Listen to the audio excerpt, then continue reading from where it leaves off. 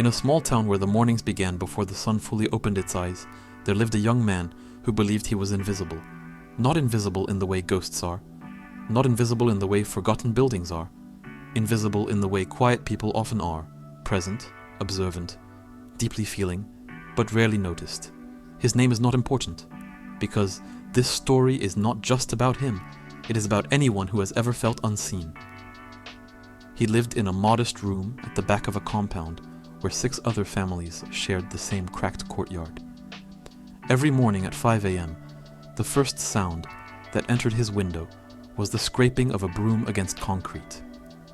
Mama Sade from the next room swept like she was fighting the ground itself. Life was loud there. Babies cried, vendors shouted, generators coughed awake, arguments sparked and died before breakfast. But inside him, there was always quiet. He worked a simple job editing small videos for people who barely paid on time, sometimes church programs, sometimes birthday montages, sometimes campaign clips for politicians who would never remember his name. He was good at what he did, but good in silence. When he delivered projects, clients would say, "Nice work," then move on. He would nod, smile softly, return to his room. At night, when the compound finally rested, he would sit by his small wooden table and think. He thought about the world. He thought about pain. He thought about how many people walked around pretending to be strong. He noticed things other people ignored, like how Baba Musa, the security guard, across the street always removed his cap at midnight, wiped his forehead, and whispered a prayer before continuing his patrol. Like how the bread seller's daughter forced laughter during the day, but cried quietly behind the shop when customers insulted her. Like how his own mother, miles away in the village, always said, "I'm fine," too quickly, whenever he asked how she was doing. He noticed small cracks in people, and he felt them. But whenever he tried to speak about these things in conversations, people shifted uncomfortably. "You think too much. You're too emotional. Guy, just relax." So he did what quiet people often do. He stopped explaining. Instead, he started observing even more. One evening, during a power outage, he sat in darkness scrolling through his phone. Video after video lashed past his screen. Loud skits, dramatic reactions, exaggerated personalities. Faces everywhere, filters everywhere, noise everywhere. And then he asked himself something simple. What if the world doesn't need another face? What if it needs a voice? The thought refused to leave him. That night he opened his old recording app. His heart beat loudly in his ears. He pressed record. For a moment he said nothing. Then he whispered, "Some of you are tired, and nobody knows." He paused, swallowed, continued.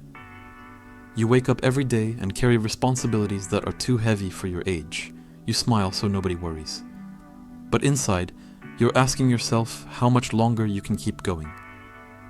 He stopped the recording, played it back. His voice sounded different than he imagined. Softer, warmer, more honest. He didn't show his face. He used a blank background, black screen, white words, his voice. He posted it. Then he put his phone down and went to sleep. The next morning he expected nothing. But there were 3 notifications. 3 strangers had commented, "Whoever you are, thank you.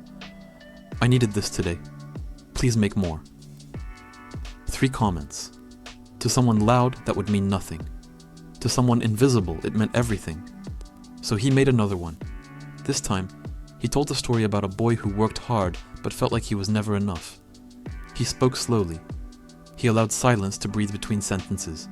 He wasn't performing, he was confessing. Days turned into weeks. His following grew quietly, not explosively, not dramatically, but steadily.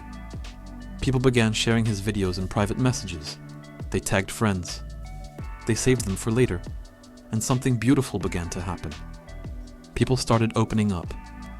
A university student messaged, "I've been pretending to be strong for my family. I'm the firstborn. I can't afford to fail, but I'm exhausted." A young mother wrote, "I cry in the bathroom so my children don't see. Your voice makes me feel less alone." A man in his 40s sent a short message, "I've never told anyone this, but I'm tired of being the strong one." He read every message slowly, sometimes twice, sometimes 3 times. and each time he felt something shift inside him. Maybe invisibility wasn't a curse. Maybe it was a gift, because when there is no face, people focus on the feeling. When there is no appearance, there is less judgment. When there is no identity, there is safety. He became a safe space, and yet he still struggled. There were nights he doubted himself. Who do you think you are? Why would anyone care about your voice? You're not a motivational speaker. He wasn't. He was just honest. One particular evening, after receiving a harsh comment, "This is boring. Show your face or stop posting," he almost quit. He stared at the message for a long time. His mind began to whisper old fears. Maybe they're right. Maybe I'm not interesting. Maybe people only care about personalities. He opened his camera, turned it toward himself. He looked tired, unshaven, ordinary. He imagined posting his face, imagined people judging his looks, his background, his simplicity. Then he remembered something. The message from the student, the message from the mother, the message from the man who never told anyone he was tired. 4. This was never about his face, it was about their healing. He closed the camera, deleted the harsh comment, and recorded again. That night he said, "Not everyone will understand your path. Some people need noise to feel entertained, but some people need quiet to survive." That video changed everything. It was shared thousands of times, not because it was dramatic, but because it was true. With growth came responsibility. He realized his words carried weight. People were making decisions after listening to him. People were choosing to hold on because of him, so he became more careful, more thoughtful. He researched mental health. He read about trauma. He studied empathy. He didn't want to just inspire. He wanted to understand. Meanwhile, in his personal life, nothing looked impressive. He still lived in the same small room, still used a borrowed laptop, still counted coins at the end of some weeks.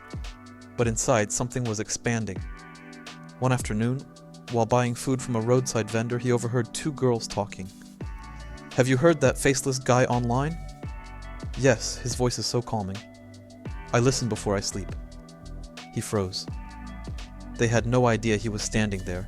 No idea the voice they admired was holding a nylon bag of rice beside them. He smiled quietly, paid for his food, walked home slowly. For the first time in his life, he felt seen.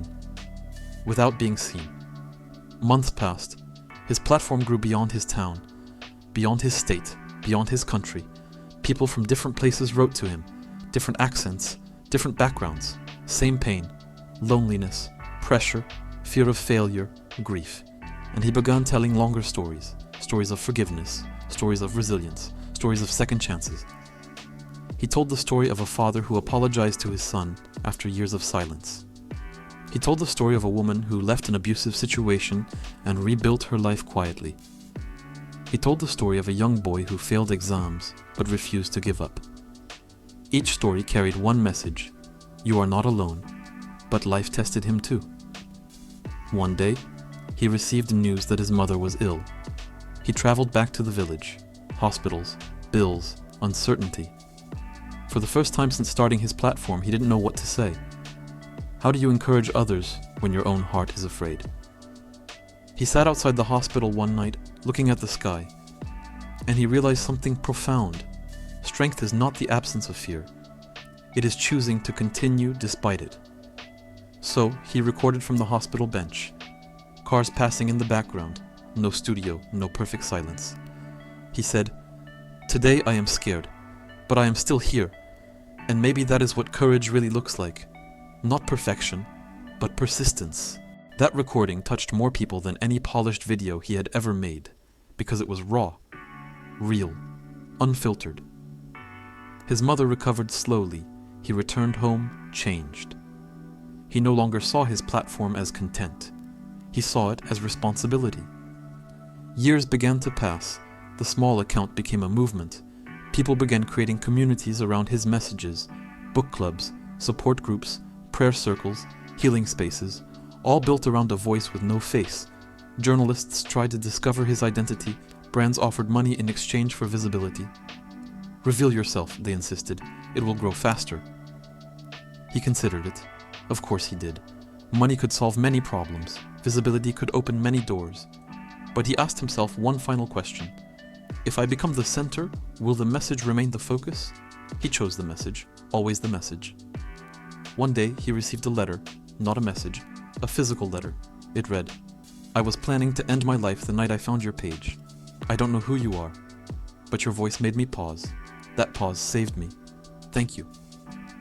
He held the letter with shaking hands, and he cried.